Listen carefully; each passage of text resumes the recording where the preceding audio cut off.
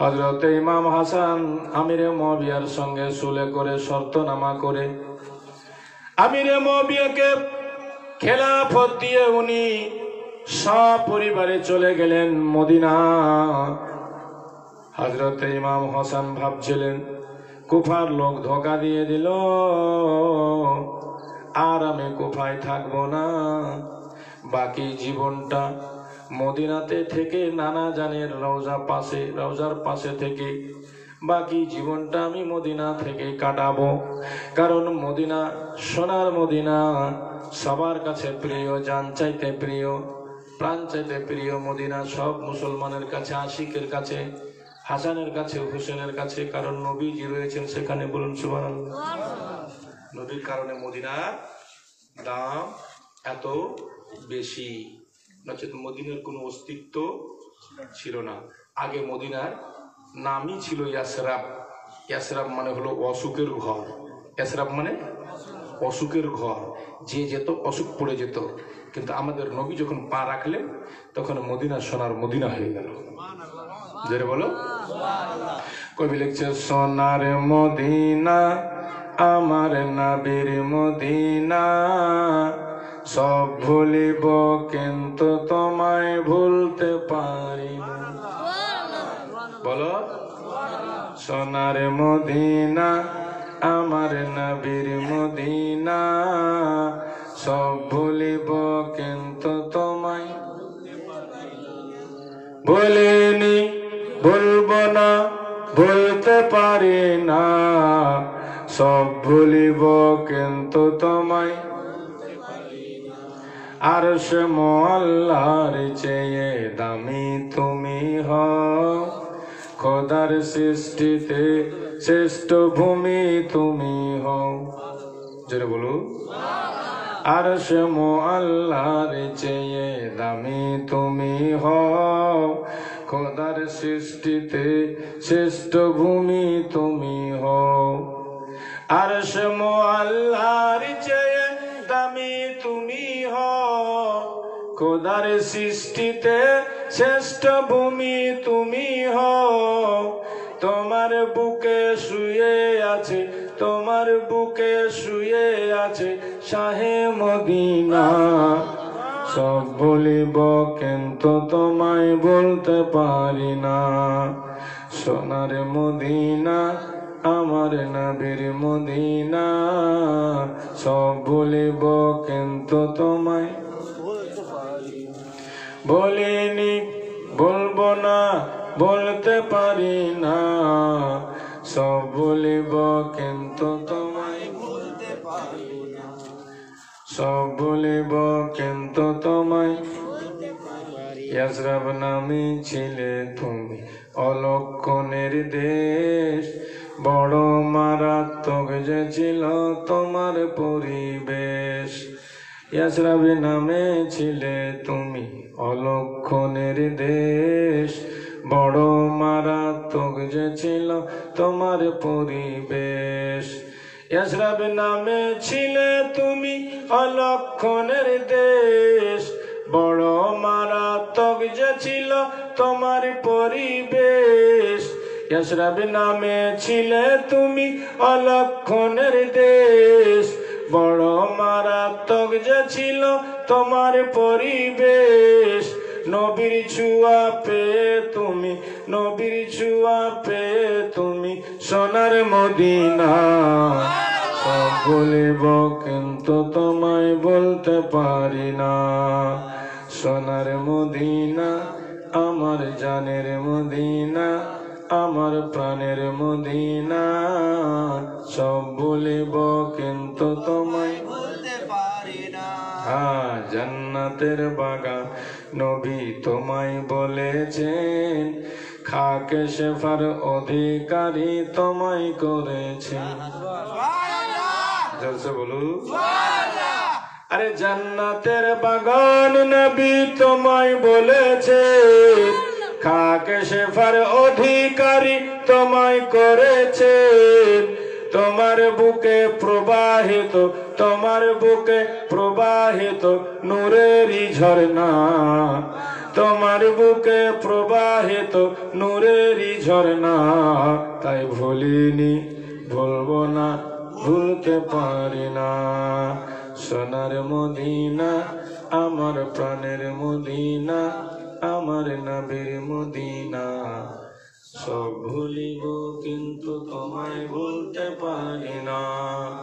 বলিনি ভুলবো না ভুলতে পারি না, সব ভুলিব কিন্তু তোমায় ভুলতে পারি না। আল্লাহুম্মা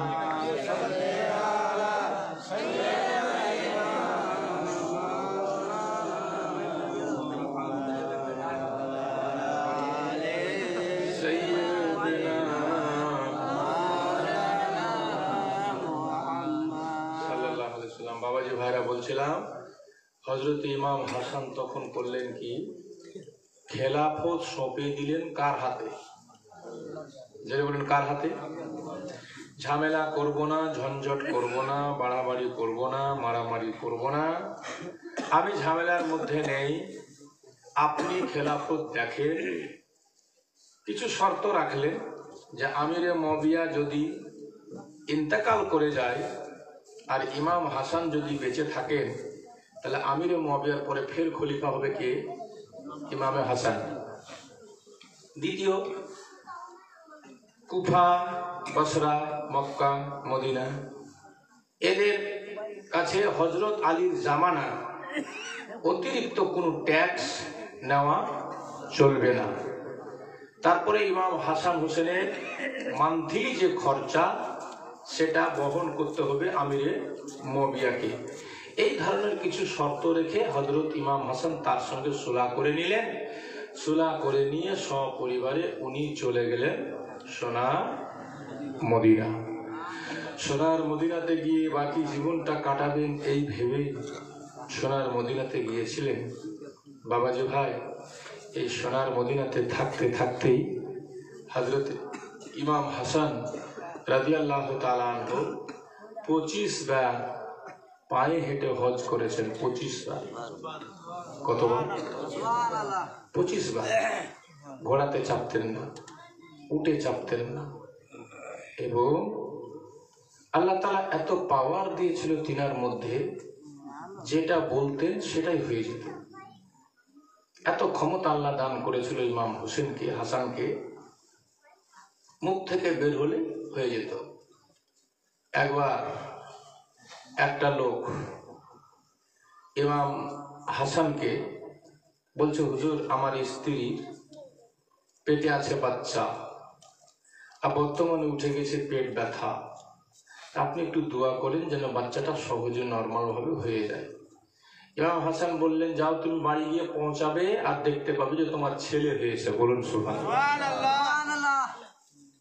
তাই গিয়ে দেখলো, তাই হয়েছে। একবারকার ঘটনা, ইমাম হাসানের সঙ্গে কিছু লোক সফর করে কোথাও যাচ্ছে, একটা খেজুরের বাগান, সে বাগানটা পুরোটাই গাছ শুকিয়ে মরে গেছে। আচ্ছা, আমের গাছ যদি শুকিয়ে যায় আম ধরবে? জামের গাছ শুকিয়ে গেলে জাম ধরবে? খেজুরের গাছ শুকিয়ে গেলেও খেজুর? বাগানে কিছু লোক বসলো গিয়ে, তো খেজুরের বাগানটা সব শুকিয়ে গেছে গাছগুলা। একটা গাছের জড়ে ইমাম হাসান বসলেন, আর একটা জড়ে সাথীরা বসলো। বসা মাত্রই তারা বলছে, হুজুর এই বাগানটা কত সুন্দর একদিন বাগান ছিল, আজকে সব গাছগুলো শুকিয়ে গেছে। যদি আজকে এই গাছগুলোতে খেজুর হতো, তাহলে আমরা কি সুন্দর এই বাগানে যেমন পৌঁছেছিলাম খেজুর খেতেও পেতাম। তো হযরত ইমাম হাসান বলছেন, তোমরা খেজুর খাবে নাকি? তো বলছে, হ্যাঁ হুজুর, পেলে তো খেতাম। তো হযরত ইমাম হাসান দোয়া করলেন। দোয়া করতে নেই, হঠাৎ মরা বাগানে গাছ জীবিত হলো ইমাম হাসানের দোয়াতে, জিন্দা হলো, খেজুর ধরলো, খেজুর পাকলো, খেজুর পড়লো, সব লোক সাথীরা ওখান থেকে খেলো, তারপরে গেল। বলুন সুবহানাল্লাহ। তো বাবাজি ভাই, যারা আল্লাহওয়ালা হয়ে যায় তাদের আল্লাহ হয়ে যায়, এই জন্য তারা যেটা বলে আল্লাহ সেটাই করে দেয়। বলুন সুবহানাল্লাহ। দেখেন এই লোহাটা আমি এখন ধরে আছি, ধরে কোনো অসুবিধা হচ্ছে? আপনারা ধরলে কোনো অসুবিধা হবে? হবে না। কিন্তু এই লোহাটাকে কিছুক্ষণ যদি আগুনে রেখে দেওয়া হয় তো লোহাটা লাল হয়ে যাবে, হবে না? আগুনে হাত রাখতে পারবেন আপনি? আগুনে হাত কেউ রাখতে পারবে? রাখা যাবে না। এই লোহাটা এখন ধরছি কিচ্ছু হয় না, কিন্তু এই লোহাটাকে কিছুক্ষণ আগুনে রাখলে দেখবেন আগুনের যে স্বভাব, আগুনের যে বৈশিষ্ট্য পুড়িয়ে দেওয়া, সেটা লোহার মধ্যে চলে আসবে, আসবে না? লোহাটা কিছুক্ষণ থেকে লাল হয়ে যাবে। এবার আপনি যখন হাত ধরবেন হাত পুড়ে যাবে, ঘরে লাগাবেন লোহাটা ঘর পুড়িয়ে দেবে, কাঁড়িতে লাগাবেন কাঁড়ি পুড়ে যাবে, বাড়িতে লাগাবেন বাড়ি পুড়ে যাবে। এতক্ষণ পোড়াচ্ছিল না, কিছুক্ষণ আগুনে থাকার কারণে লোহার ভিতরে আগুনের যে কাজ, আগুনের যে স্বভাব, সেটা লোহার ভিতরে চলে এসছে। বলার উদ্দেশ্য, আল্লাহর যে বান্দারা আল্লাহর ইশকের ভাট্টিতে নিজেকে তৈরি করে, হারাম থেকে বেঁচে হালাল খেয়ে সোজা পথে চলে হক কথা বলে ওরাও যখন তৈরি হয়ে যায়, তো আল্লাহ তাআলার ওই ক্ষমতা আল্লাহ পাক সিফাত দান করে দেন বান্দাদেরকে, যে বান্দা বলে বলাটা আল্লাহর হয়ে যায়, বান্দা চলে চলাটা আল্লাহর হয়ে যায়, বান্দা কাউকে কিছু দেয় দেওয়াটা আল্লাহর হয়ে যায়। বলুন আর এটা কথা এমনি মুখের জোরে বলছি না, কোরআন শরীফের মধ্যে আছে, যখন আমার নবীকে কাফেররা ঘেরাও করেছিল আর নবী যে এক মুষ্টি বালি নিয়ে কাঙ্কর নিয়ে কাফেরদের দিকে ফেলেছিলেন, ইন্নাল্লাহার রামা, হে নবী তুমি ফেলোনি, সেই দিন কাঙ্কর পাথর যেটা তুমি ফেলেছিলে সেটা তুমি ফেলোনি, আল্লাহ বলছে আমি ফেলেছিলাম। কিন্তু ফেলেছে কে? নবী। ফেলেছে কে? আল্লাহ কোরআনে বলছে যে নবী তুমি ফেলোনি, সেটা আমি ফেলেছিলাম। মানে বুঝাতে কি চাই, হাবিব তোমার কাজটা আসলে আমারই কাজ। বলুন সুবহানাল্লাহ। তোমার ফেলাটা আসলে আমারই ফেলা। তো বলার উদ্দেশ্য এটাই বাবা, এটা নয় যে আল্লাহর বান্দারা কিছু করতে পারে না। অনেক লোকের ধারণা আছে না, পীর ওলিরা কিছু করতে পারে না, নবী নওজুবিল্লাহ কিছু করতে পারবে না। বলছে নবী হাসান হোসেনকে বাঁচাতে পারলো না, নিজের বেটিকে বাঁচাতে পারবে কিনা, তো উম্মতকে কি বাঁচাবে? বলুন নওজুবিল্লাহ, জোরে বলুন নওজুবিল্লাহ। হাদিসে পাকে আছে, আপনার ছোট্ট নাবালক বাচ্চা যদি মারা যায়, আল্লাহর নবী বলছেন নাবালক ছেলেরা কিয়ামতে বাপ মায়ের শাফাত করবে। বলুন সুবহানাল্লাহ। সাবালক হওয়ার আগে যেগুলো বাচ্চা মারা গেছে, এরা কিয়ামতে বাপ মায়ের শাফাত করবে। শুধু তাই নয়, আলিমে বা আমলকে যদি এক ঘটি পানি দিয়ে থাকেন ওযু করার জন্য, আল্লাহ পাওয়ার দিবে কিয়ামতের দিন, সেই আলিম যাকে আপনি ওযু করিয়েছেন, সে আলিম আপনাকে নিয়ে সাথে করে শাফাত করে জান্নাতে যাবে। বলুন সুবহানাল্লাহ। তো আল্লাহরই দেওয়া ক্ষমতা, আল্লাহরই দেওয়া শক্তিতে আল্লাহ ওয়ালারা আল্লাহর দেওয়া হুকুমে অনেক কিছু করতে পারে। ইমাম হাসান বসেছিলেন বাগানের ভিতরে, বললেন বাবা তোমরা যদি খেজুর খাও তো বলো। সবাই বলেছিল হুজুর খাবো। ইমাম হাসান দোয়া করলেন, মরা গাছে খেজুর ধরে গেল, সবাই খেজুর খেলো, শান্তি পেয়ে গেল। বাবাজি ভাই, এই ইমাম হাসান মদিনায় সুন্দর পরিবার সহ জীবন কাটাচ্ছিল। ৪৫ বছর যখন ওনার বয়স হলো, ৪৯ হিজরি এলো। ৪৯ হিজরিতে সপরিবারে ইমাম হাসান মদিনায় থাকতে থাকতে হঠাৎ একদিন রাত্রিবেলা একটা স্বপ্ন দেখতে পেল। স্বপ্নতে দেখতে পেল কি যেন ওনার দুই চোখের মাঝখানে লেখা আছে কোরআনের আয়াত, কুল হুয়াল্লাহু আহাদ আল্লাহুস সামাদ। এরকম স্বপ্নে উনি দেখতে পেলেন। সকালবেলা উঠে পরিবারের সবার সামনে স্বপ্নটা খুলে বলতে লাগলেন, ওগো আমার বাড়ির লোকেরা, আমি আজকে রাত্রিবেলা এরকম স্বপ্ন দেখলাম, আমার দুই চোখের মাঝখানে যেন লেখা আছে কুল হুয়াল্লাহু আহাদ আল্লাহুস সামাদ। এটা কি হতে পারে আমার জীবনে তোমরা বলো। সবাই বলেছিল, হুজুর আপনার চোখের মাঝখানে যদি কোরআনের আয়াত লেখা থাকে তাতে তো আপনার কিছু ক্ষতি হওয়ার কথা নয়। তবে একজন সাহাবী যার নাম ছিল হযরতে সাইয়্যিদ ইবনে মুসাইয়্যিব, তিনি যখন স্বপ্নের কথাটা শুনলেন, স্বপ্ন সম্পর্কে তিনি খুব ভালো বুঝতেন, ভালো জানতেন। তিনি তখন বলেছিলেন, আকা আপনার স্বপ্ন যদি সঠিক হয়ে থাকে তাহলে এরকম স্বপ্ন যারা দেখে তারা বেশি দিন দুনিয়াতে বাঁচে না। এরকম স্বপ্ন যারা দেখে তারা বেশি দিন দুনিয়াতে বাঁচে না। বাঘের স্বপ্ন যারা দেখে তারা বেশি দিন দুনিয়াতে বাঁচে না। বাঘ তাড়ছে, ধরে নিল, খেয়ে নিল, এরকম স্বপ্ন যারা দেখে তারাও বেশি দিন দুনিয়াতে বাঁচে না। আর আপনার যে স্বপ্ন, এই স্বপ্ন যে দেখে তারাও বেশি দিন দুনিয়াতে বাঁচে না।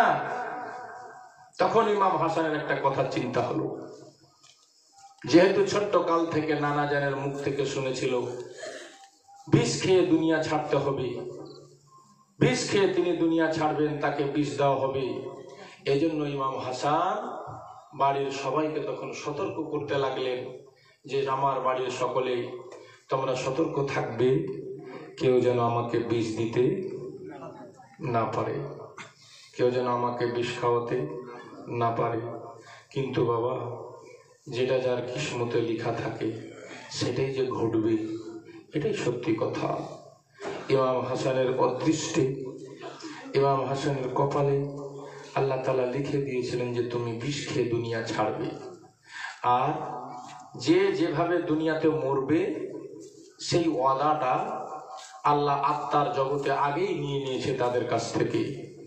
ইমাম হাসানের সঙ্গে ওয়াদা হয়ে গিয়েছিল। ইমাম হাসান যেন আল্লাহর সঙ্গে ওয়াদা করেছিলেন, মাবুদ তোমার রাহে সবুর করে ধৈর্য ধরে বিষ পান করেও আমি তোমার শুকরিয়া আদায় করতে করতে দুনিয়া ছেড়ে দিব।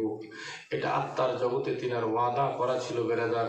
সে ওয়াদাটা দুনিয়াতে শুধু পূরণ হচ্ছিল। তাই বাবাজি ভাইরা, 49 হিজরিতে তিনাকে প্রথমবার মধুতে মিশিয়ে বিষ দেওয়া হয়। কিসে মিশিয়ে? মধু খেতেন উনি। মধু খাওয়া আমার নবীর সুন্নাত। অরিজিনাল মধুতে অনেক অসুখ বিসুখ ব্যারাম ভালো হয়।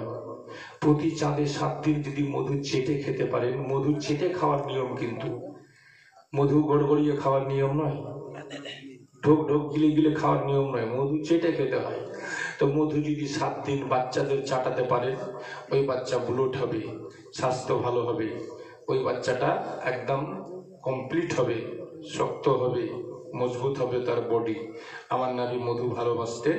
মধুতে অনেক গুণ আছে, মধুতে অনেক শক্তি আছে।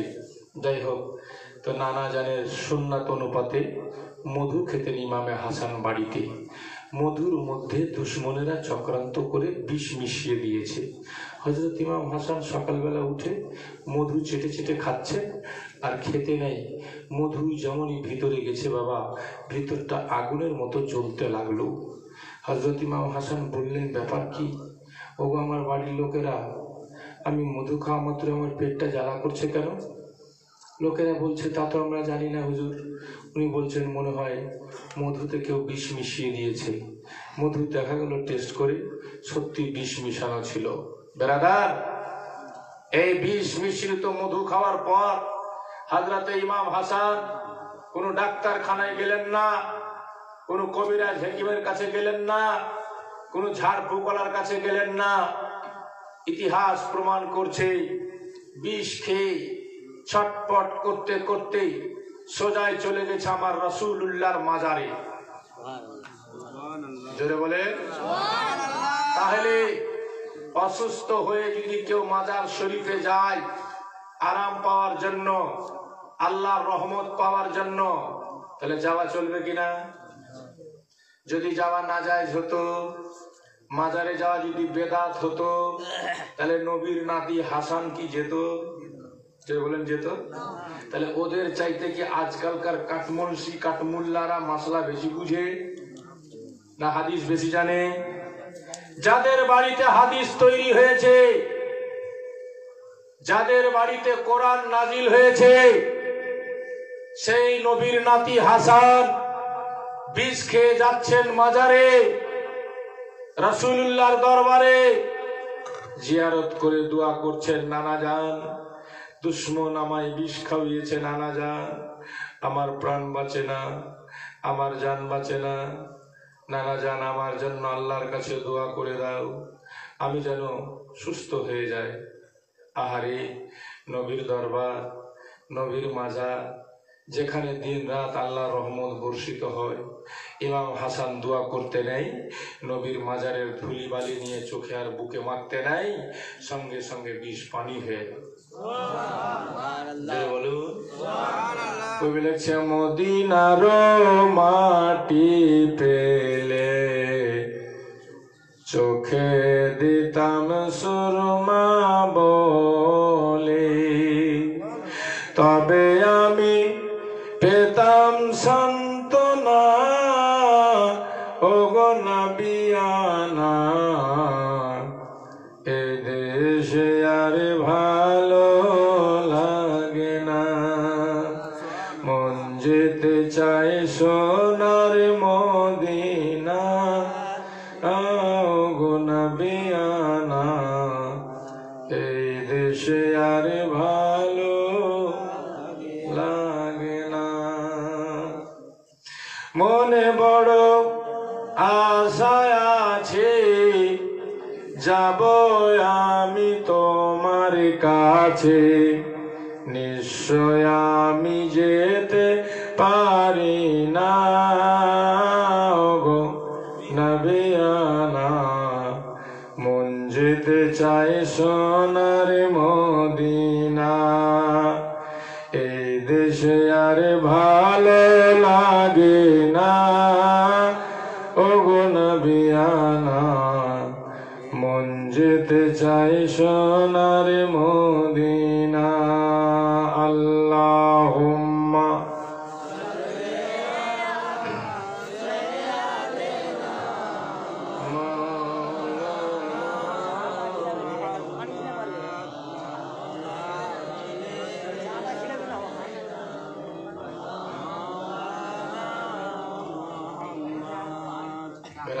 দ্বিতীয়বার খেজুরে মিশিয়ে বিষ দেওয়া হলো। খেজুরে কিসে? সুস্থ হয়ে গেলেন প্রথমবার। দ্বিতীয়বার 7টা খেজুর সকালবেলা উঠে নাস্তার সময় খেয়েছেন।